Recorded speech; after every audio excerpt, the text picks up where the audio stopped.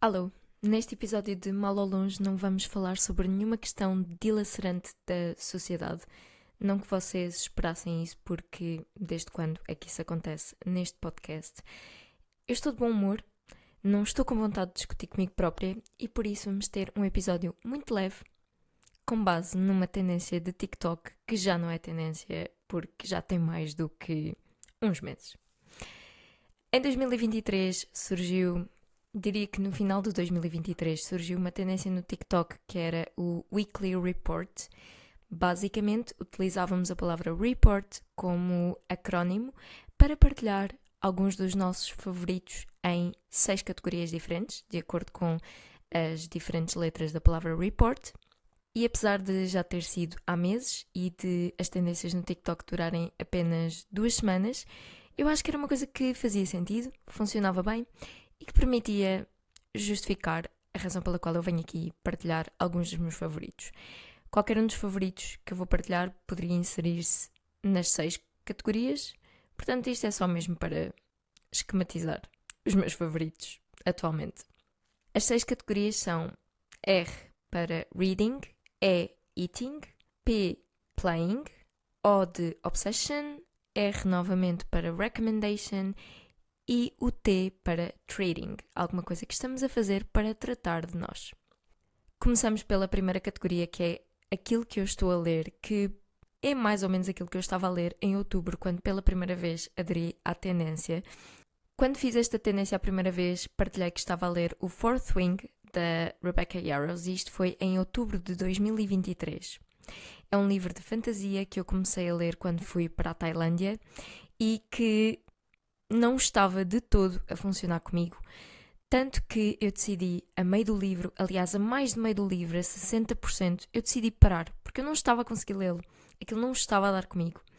E era muito tendência no BookTok na altura, e eu fui influenciada pelo BookTok, mas acho que isso também me levou a desistir mais facilmente quando o livro não estava a funcionar. Porque senti, ok, isto era só uma tendência no BookTok, este livro não é nada de especial, eu vou pô-lo de lado. Acabei por parar de ler o livro por volta de dezembro e eu já tinha concluído o meu objetivo de livros para esse ano, portanto não me preocupou muito. Mas para voltar novamente a entrar na leitura, eu acabei por começar a ler outro livro que me desiludiu redondamente, que foi um livro da Colleen Hoover, foi certamente o primeiro e o último. E quando terminei o livro da Colleen Hoover, eu percebi que eu não estava a conseguir ler o Fourth Wing porque não estava simplesmente naquele mood na altura em que eu tentei ler. Por recomendação depois de uma amiga minha que queria ler também, eu decidi recuperar o livro, também porque não me sentia bem com a ideia de ter deixado um livro a 60% e pensei, bem, já fiz este esforço enorme, já li 60% de um livro que me estava a custar ler e que eu não estava a adorar, vamos acabar, vamos pelo menos ter conteúdo para poder dizer eu não gostei. Voltei então a ler o Fourth Wing este ano, penso que em fevereiro, e nos 60% em que eu ia, até chegar aos 100% foi um instante que passou a correr. Desta segunda vez que eu tentei ler o livro, eu estava muito mais alinhada, era muito mais o tipo de livro que eu estava à procura na altura e comecei finalmente a entrar a sério na história, a gostar finalmente da personagem principal que tinha sido um problema para mim. Tanto que eu já larguei o Fourth Wing e neste momento já estou no segundo livro da saga, que é o Iron Flame. Portanto, o Fourth Wing é o primeiro livro de uma saga do que vão ser 5 livros no total, de uma série chamada Empyrean Series, qualquer coisa assim do género.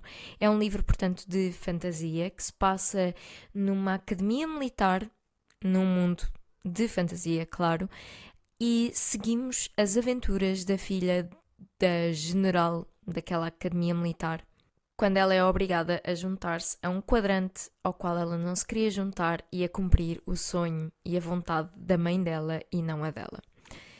Demorei um bocadinho a entrar naquele livro, penso eu, porque não me identifiquei com a personagem principal.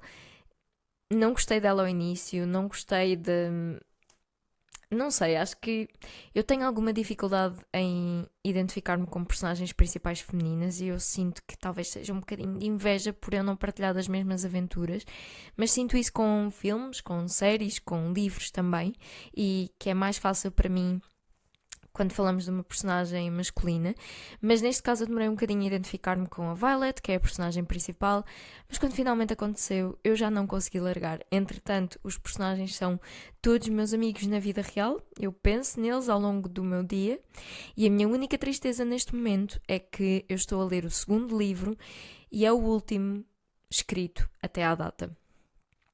Serão 5, eu não sei como é que eu vou aguentar até o próximo sair. Para quem quiser ler, o primeiro livro de todos está traduzido também para português, o segundo ainda não, e não há previsão para quando estará. Mas também não temos previsão para quando continuaremos a seguir as aventuras da Violet e dos nossos amigos, portanto, recomendo muito lerem este livro. Acho que é um bom livro para quem é reticente e cético em relação à fantasia. É um bom livro para começar porque tem muita aventura, tem um romance que não é tipo soppy, nem é de chacha, não é meloso. É um romance muito engraçado, aquele tipo de romance que não devia acontecer e que é bruto e real e muito divertido. Surpreende a cada capítulo, sempre coisas a acontecer, sempre com ação, não há momentos mortos. Estou ansiosa por terminar o Iron Flame, mas ao mesmo tempo com medo de terminar o Iron Flame e de não saber o que fazer à minha vida. Segunda categoria, Eating. Nós aqui por casa adoramos cozinhar e adoramos experimentar coisas diferentes. Gostamos de experimentar técnicas diferentes, por muito que isso envolva um grande investimento de tempo e de esforço mental, mas é algo que nos dá bastante prazer e gostamos muito de comer italiano, mas ainda não nos aventurámos a 100% na ideia de fazer massa fresca. Mas graças ao meu deus da culinária, Jamie Oliver, descobrimos o melhor truque de sempre para quem quer comer italiano em casa, com massa fresquinha, com as combinações perfeitas que podemos comer em qualquer restaurante italiano ou em qualquer zona da Itália. Basicamente envolve comprar folhas de lasanha frescas, cortá-las na medida que queremos, seja tagliatelle, talharim, e depois podem cozinhar com as folhas de lasanha fresca como se fossem massa acabadinha de fazer. Portanto, um bom truque para ter uma refeição italiana de qualidade com pouco esforço, folhas de lasanha. Recomendação aqui, as melhores folhas de lasanha em termos de preço-qualidade são as do Mercadona. E se precisarem de receitas para usar estas folhas de lasanha, recomendo muito o One Pot Wonders, qualquer coisa assim do género. Pronto, é um livro do Jamie Oliver onde ele faz tudo num só tacho, porque esta é uma das outras vantagens de usar folhas de lasanha, que não precisam estar a cozer a massa e fazer a receita, podem fazer tudo no mesmo tacho, que é ótimo. E se não quiserem comprar o livro, que eu recomendaria imenso, porque sabe super bem cozinhar com livros de cozinha, é uma sensação diferente, não sei porquê. Podem pesquisar na internet porque ele tem as receitas todas no site dele. Para a categoria do P, Playing, só tem estado a tocar no meu Spotify Capitão Fausto. Capitão Fausto vai ser o meu primeiro concerto de 2024, eles estão em tour e os concertos em Lisboa, que vão ser vários, estão mesmo aí à porta e o último concerto que eu fui de Capitão Fausto foi mesmo quando a pandemia começou, literalmente quando a pandemia começou, porque eu lembro-me de ter ido ao concerto no Campo Pequeno, de se estar a falar em Covid, mas de eu ainda acreditar que isso nunca chegaria a Portugal e semanas depois ficámos todos fechados em casa. Se ir ao concerto teve influência ou não, nunca ninguém vai saber. E em preparação para o concerto, que aí vem o primeiro de Capitão Fausto desde a pandemia e o meu primeiro de 2024, eu tenho estado a ouvir, obviamente, o álbum novo. Deixa-me sempre triste quando um artista lança um álbum novo antes de começar uma tour, porque significa que as músicas mais antigas vão ter menos atenção e às vezes o álbum novo não é de todo o meu preferido. Mas neste caso, estamos aqui com um forte competidor a álbum preferido de Capitão Fausto. Estou muito fã, tem sido aquele álbum que quanto mais ouço, mais quero ouvir, que primeiro até se estranha um bocadinho, mas depois se entranha muito bem, e em especial algumas músicas como O Andar à Solta, o Nunca Nada Muda, e depois temos também Muitas Mais Virão, e a que não tem saído nem do meu Spotify, nem da minha cabeça, porque esta está playing on repeat na minha cabeça também, quando eu desligo todo o input auditivo e deixo o meu cérebro pensar por si próprio, ele começa literalmente a tocar esta música, é a Nuvem Negra. Eu sinto que às vezes estou calada e de repente começa Nuvem Negra, nuvem carregada, a tocar no meu cérebro. Portanto, tenho estado muito viciada em Capitão Fausto, muito viciada no último álbum, e Nuvem Negra, vão ouvir, é muito boa. As letras de Capitão Fausto, como sempre, são geniais, portanto, não há nada para apontar. E para aqueles que são completamente anti-Capitão Fausto, a razão do ódio desconhecida para mim, porque eu não percebo como é que uma banda pode gerar tanto ódio e pode criar tanta animosidade. Acho que mesmo essas pessoas deviam dar uma hipótese a Capitão Fausto, porque é tão bom, é tão bom. Categoria O, a minha obsessão. Aquilo que eu estou a atribuir a cada categoria podia claramente ser transposto para as categorias diferentes. Aquilo que é a minha opção podia claramente ser um playing, aquilo que é a minha recomendação poderia claramente ser uma obsessão, e por aí adiante. Neste momento, a minha obsessão é a Lela Brandão. Eu já falei um bocadinho dela no último episódio do podcast e já falei dela no TikTok também. Eu conheci a Lela Brandão, que é a autora do podcast Gostosas Também Choram, através precisamente do podcast Gostosas Também Choram. O podcast é genial e acho que já há muito tempo que eu não me conectava com alguém ou com algo numa perspectiva unicamente auditiva e não visual. Portanto, eu gostei da Lela Brandão primeiro pela voz e pensamento dela, antes de gostar dela pelo que ela cria e pela imagem dela.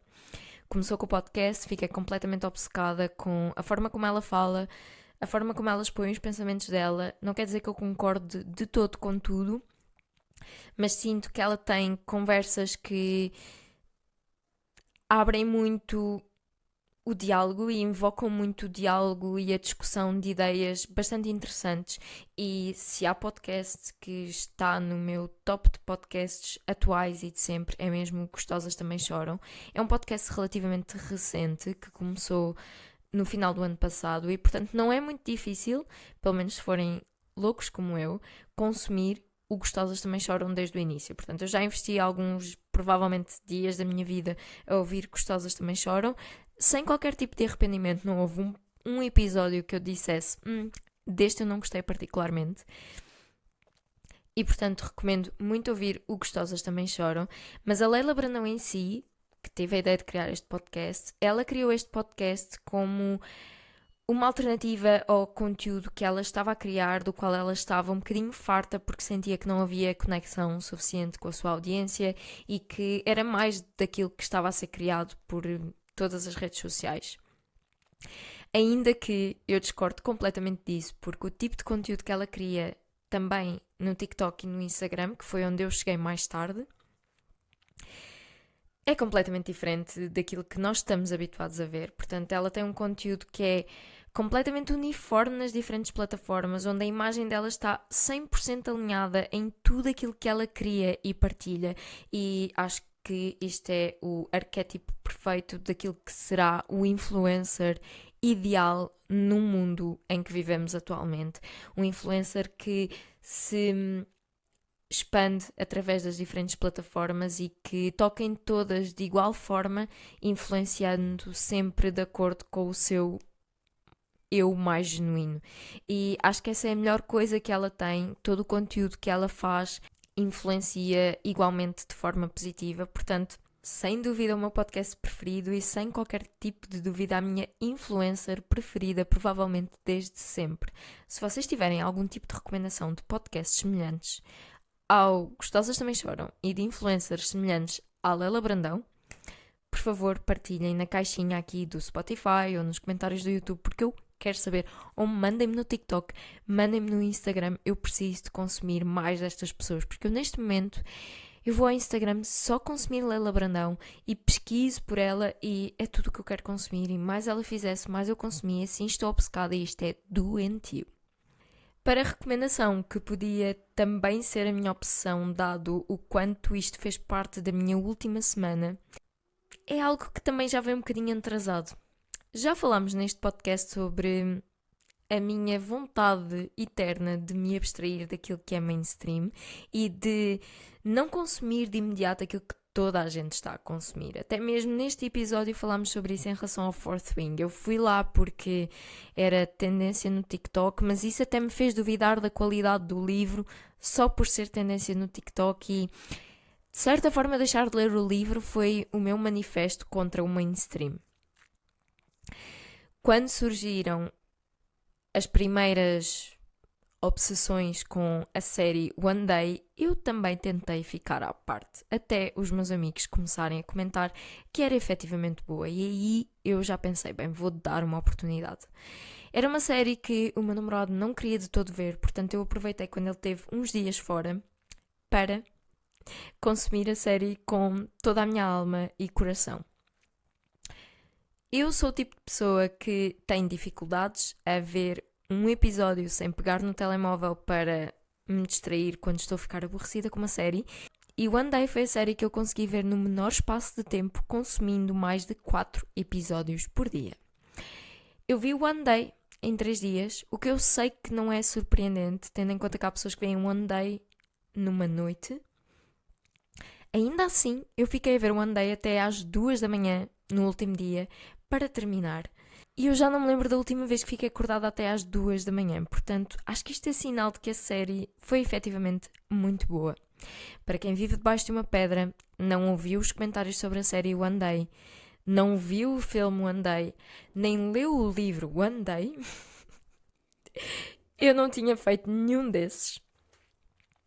One Day é uma série de 14 episódios que segue a relação de um rapaz e uma rapariga que se conhecem no último ano da faculdade e segue esta relação ao longo dos anos, sendo que cada episódio representa um dia, o mesmo dia da sua amizade ao longo de, acho que no total são 20 anos. É impressionante como é que uma série que nos mostra apenas um dia na amizade de duas pessoas nos consegue dar uma percepção total e completa daquilo que é a amizade daquelas pessoas, daquilo que é a personalidade daqueles dois personagens principais e nos consegue fazer viver tão intensamente aquela amizade, aquele amor, aquela relação entre eles. Acho que já há muito tempo que não via uma série com personagens tão bem feitos, talvez desde Daisy Jones and the Six. A diferença para One Day foi que, ao contrário de Daisy Jones and the Six, com One Day eu terminei a série a chorar de uma forma que não foi bonita. Tivemos máscara de pestanas a escorrer pela cara, soluços, coisas do género. Não chorei no 13º episódio, tenho que admitir, mas o 14º foi um pranto do início ao fim. Não é a típica história viveram felizes para sempre, o que é ok, e o que torna a série ainda melhor do que aquilo que é. Fiquei curiosa para ver o filme também, mas eu não imagino como é que um filme consiga retratar esta história da mesma forma e com a mesma intensidade, para além de que eu sinto que a série tocou em assuntos muito para além daquilo que era a relação entre eles os dois, e não sei até que ponto é que o filme o faz, e a série fala de uma forma natural, tocar em assuntos que são até mesmo tabu e que surgem ali como parte integrante e lógica daquela história. Se ainda não viram, porque lá está, vivem debaixo de uma pedra, por favor vejam. Ficámos apaixonados por estes dois meninos bonitos. E ao que parece, há uma enorme controvérsia no TikTok sobre o facto dos personagens não serem lindos, o que eu tenho todo o interesse em explorar para tentar perceber de onde é que isto vem, portanto, quem sabe seja tópico para um novo episódio. E mesmo para terminar, o treating. Como é que eu estou a tratar de mim para ser uma pessoa mais feliz, melhor, mais completa? Então, primeiro de tudo, quero fazer aqui o anúncio oficial de que voltamos a fazer journaling. não todos os dias, não por obrigação, mas depois da reflexão no último episódio, se não ouviram, vão ouvir a importância de estar em silêncio. Depois da reflexão que fizemos no último episódio, acho que ficou claro que journaling é importante e deve fazer parte da nossa vida para que mantenhamos uma certa relação saudável com os nossos próprios pensamentos e reconheçamos a sua existência e a sua validação.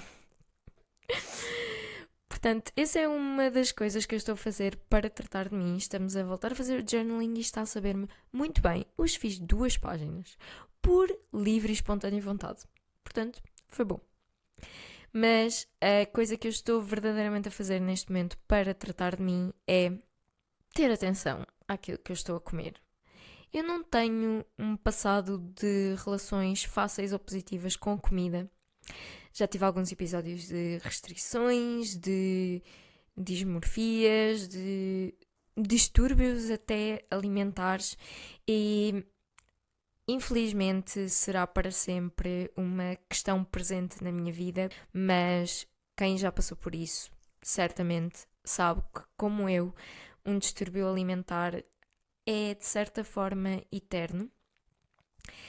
E neste momento, em vez de me focar em restrições e em pensamentos negativos sobre a comida e o meu corpo, estou a focar-me em dar ao meu corpo os nutrientes de que ele precisa.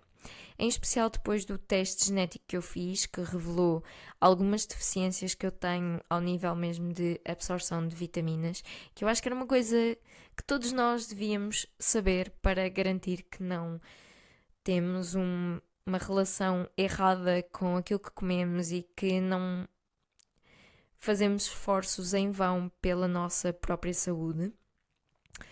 Depois dos resultados que eu obtive, eu percebi ainda mais a importância que é eu comer de forma equilibrada e estar atenta mesmo aos macronutrientes que entram no meu corpicho.